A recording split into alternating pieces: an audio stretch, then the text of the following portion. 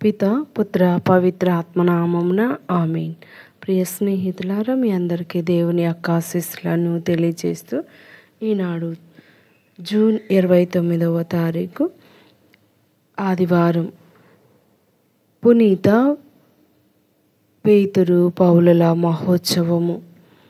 మొదటి పట్టణము అపోస్తుల కార్యములు 12వ అధ్యాయము 1వ వచనం నుండి 11వ వచనం వరకు. రెండవ పట్టణము పునీత పౌలు తిమోతికి రాసిన రెండవ లేఖ 4వ అధ్యాయము 6వ వచనం నుండి 8వ వచనం వరకు మరియు 17వ వచనం నుండి 18వ వచనం వరకు. సువార్త పట్టణాన్ని శ్రద్ధగా చదివి ధ్యానించుదాం. తరువాత యేసు ఫిలిప్పు కైసరియా ప్రాంతమునకు వచ్చెను. ప్రజలు మనుష్య కుమారుడు ఎవరిని భావించున్నారు అని తన శిష్యులను ఆయన అడిగెను. అందుకు వారు, కొందరు స్నాపకుడగు యోహాను అనియు, మరికొందరు ఏలియా అనియు, మరికొందరు ఇర్మియా లేదా ప్రవక్తలలో ఒకడనియు చెప్పుకొనుచున్నారు అనిరి. మరి నేను ఎవరినని మీరు భావించుచున్నారు అని యేసు వారిని అడిగెను. అందుకు సీమోను పేతురు, నీవు సజీవుడవగు దేవుని కుమారుడవైన క్రీస్తువు అని సమాధానమిచ్చెను. యోనా పుత్రుడవగు సీమోను, నీవు ధన్యుడవు. నీకు ఈ విషయమును తెలియచేసినది పరలోకమందున నా తండ్రియే కానీ రక్త మాంసములు కావు. నీవు పేతురువు. ఈ రాతి మీద నా సంఘమును నిర్మించెదను. నరక శక్తులు దీన్ని జయింపజాలవు. నేను నీకు పరలోక రాజ్యపు తాళపు చెవులను ఇచ్చేదను. భూలోకమందు నీవు దేనిని బంధింతువో అది పరలోకమందును బంధింపబడును. భూలోకమందు నీవు దేనిని విప్పుదువో అది పరలోకమందును విప్పబడును. ఇది ప్రభు వాక్కు. సర్వేశ్వరునికి వందనములు. ప్రియ స్నేహితులారా, మరి ఈనాడు ఈ గొప్ప పునీతుల పండుగను కొనియాడుతూ ఉండగా ఉద్యోగ ప్రయత్నములు చేయ సమయంలో వివిధ ఇంటర్వ్యూలకు హాజరవుట సంస్థల యాజమానులు సంధించు ప్రశ్నలకు మంచి సమాధానం ఇవ్వాలని, తద్వారా ఉద్యోగంను సంపాదించాలని ప్రతి ఒక్కరి ఆశ. సాధారణంగా సంస్థల యాజమానులు అడిగే ప్రశ్నలు మన విద్యార్హతలకు చేపట్టబోవు ఉద్యోగమునకు సంబంధించినవిగా లేనివిగా కూడా ఉంటాయి. నేటి సువిశేషమందు యేసు పేతురును అడిగిన ప్రశ్న, యోహాను పుత్రుడైన పేతురు, నీవు నన్ను అన్నిటికంటే ఎక్కువగా ప్రేమిస్తున్నావా? ఈ ప్రశ్న మనలను ఎంతగానో ఆలోచింపచేస్తుంది. వృత్తిరీత్యా జాలరి అయిన పేతురును యేసు 3 పర్యాయములు అడిగిన ప్రశ్న, భవిష్యత్తులో పేతురు తన భుజములపై మోయనున్న స్త్రీ సభ భారాన్ని కాపరి బాధ్యతను అంగీకరింపచేస్తుంది. నేడు రోజున పునీత పేతురు పౌలుల మహోత్సవమును కొనియాడుచు వారి ఆదర్శమును పోలి యేసుక్రీస్తు వారందరికీ ఇచ్చిన బాధ్యతను త్రికరణ శుద్ధిగా నెరవేర్చిన విధము. సువార్త ప్రకటనకై వారిరువురు తమ రక్తమును చిందించి వేదసాక్షి మరణమును పొంది త్యాగము వరకు ఆదర్శము అవ్వాలి. సమస్తం కంటే యేసు సువార్త ప్రకటనను గాఢంగా ప్రేమించి శ్రీ సభ వ్యాప్తికి పేతురు పౌలు మహర్షులు సల్పిన కృషి అమోఘం, అత్యంత ప్రశంసనీయం.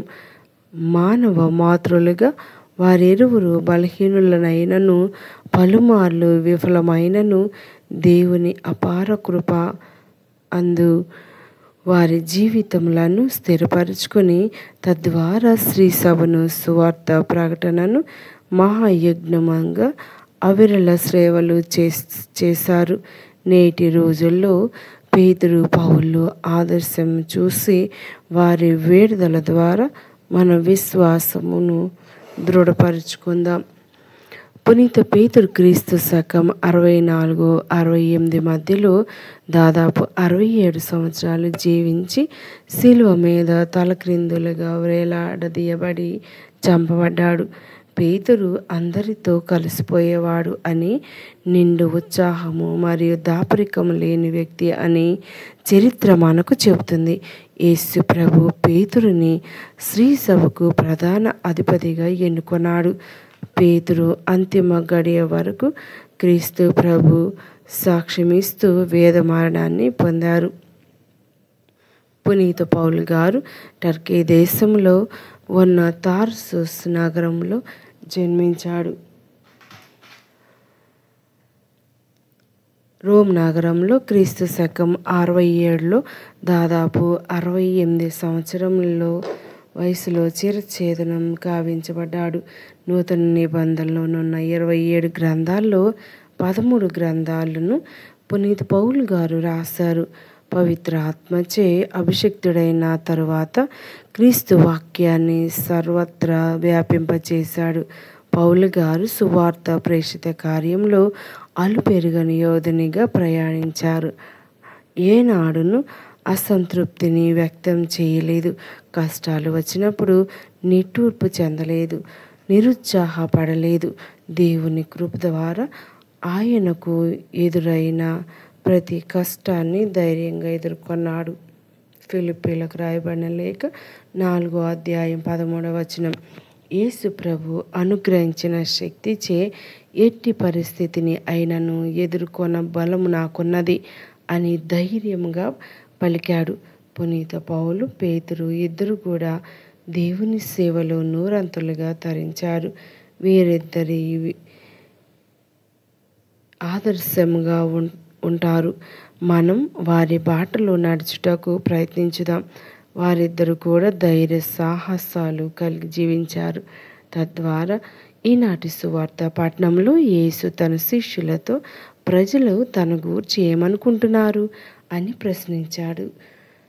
ఈ ప్రశ్నకు సమాధానం రకరకాలుగా వచ్చినప్పటికీ చివరికి యేసు ప్రభు శిష్యులను అడిగారు, మీరు మనిషి కుమారుడు ఎవరు అని భావించున్నారు అని అడగగా, పేతురు, నీవు సజీవుడవగు దేవుని కుమారుడవగు క్రీస్తువు అని సమాధానమిచ్చారు. చివరిలో యేసు ప్రభు పేతురుకు వాగ్దానం ఇచ్చారు, నీవు పేతురువు, ఈ రాతి మీద నా సంఘమును నిర్మించేదను, నరక శక్తులు దీన్ని జయింపజాలవు. అదే యేసుక్రీస్తు ఈరోజు మనందరినీ ప్రశ్నిస్తున్నారు. మనుషు కుమారుడు నీవు ఎవరిని భావిస్తున్నారు అని మన సమాధానాన్ని మన జీవిత అనుభవాల నుండి సేకరించాలి. పునీతులు పేతురు మరియు పౌలు వారి ధైర్య సాహసాలు, వినమ్రత, విశ్వాసం, ప్రార్థనా జీవితం మనలను నడిపించాలని, వారి స్ఫూర్తి మనల్ని ప్రేరేపించాలని మరియు వారి జీవిత విధానం మనందరి జీవిత ప్రయాణం కావాలని, ప్రభు సువార్త కోసం పాటుపడడం కావలసిన శక్తిని, బలాన్ని వసగుమని ప్రార్థించుదాం. ప్రియ స్నేహితులారా, ఈనాడు మరి ఒక గొప్ప పండుగను మనం కొనియాడుతూ ఉండగా ఈ పునీతుల్లో మనకు అనేకమైనటువంటి జీవిత సత్యాలను మనం తెలుసుకొనగలం. ఏమిటి ఆ జీవిత సత్యాలు అంటే, వారు ప్రభువుని ఒకసారి కనుగొన్న తర్వాత వారి జీవితాంతం పయనించారు. అంతేకాదు, వేద మరణాన్ని పొందటానికి సైతం వారు వెనుదీయలేదు. క్రీస్తే రక్షకుడు అని వారి జీవితాలు అర్పించటం ద్వారా, వారి జీవితాన్ని సేవలు చేయటం ద్వారా, మరి అనేక అద్భుత కార్యాల ద్వారా వారి జీవితాన్ని సఫలీకృతం చేసుకున్నారు. ప్రియ దేవుని బిడ్డలారా, ఈ యొక్క పునీతులు, గొప్ప పునీతుల యొక్క జీవితాన్ని ఆదర్శవంతంగా తీసుకొని ప్రభువుకై జీవించుదాం. ప్రభువుకై మరణించటానికైనా సిద్ధంగా ఉందాం. అందుకు కావలసింది దృఢమైన విశ్వాసం. కళ్ళు మూసుకోండి, ప్రార్థన చేద్దాం. దయగలిగిన తండ్రి, కృప కలిగిన మా దేవ, ఈ యొక్క వాక్యాన్ని ప్రకటించడానికి మరి ముఖ్యంగా హృదయంలో ఫలింపచేయటానికి సహాయం చేయండి. ఎల్లవేళ తోడుగా నీడగా ఉంటూ మాకందరికీ మంచి ఆరోగ్యం దయచేయండి. దయగల దేవుడు మన యొక్క జీవితాలను మార్చునుగాక. మనమందరం కూడా దృఢమైన విశ్వాసముతో జీవింతముగాక. నమ్మిన బంటు వలె ప్రభువుకై జీవించుదాం. దీవెనలు పొందుకుందాం. పితా